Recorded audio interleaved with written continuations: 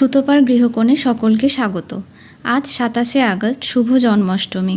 আজ আমার নতুন ফ্ল্যাটে গোপুর পুজোর জন্য নিজের হাতে নানা রকমের খাবার বানানোর ইচ্ছে হয়েছিল। তো যেমন ইচ্ছে তেমন কাজ। নতুন বাসন কিনে এলাম আর শুরু করে দিলাম বানানো। নারকেল নাড়ু, তারপর তালের বড়া বা তালের ফুলুরি, তাল লুচি, মালপোয়া, সুজি, পায়েস, আর কেনার মধ্যে ছিল বাদামের নাড়ু, মতিচুরের নাড়ু, গুড়ের গজা, মিষ্টি, চকলেট, মাখন। সব কিছু বানিয়ে নিয়ে চলে এলাম ঠাকুর ঘরে।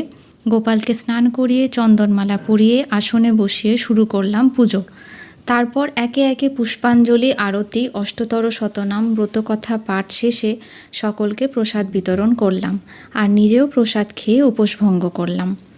সকলে ভালো থাকবেন, সুস্থ থাকবেন, ন্যায় বিচারের আশায় থাকবেন। রাধে রাধে, জয় শ্রীকৃষ্ণ, জয় গোপাল।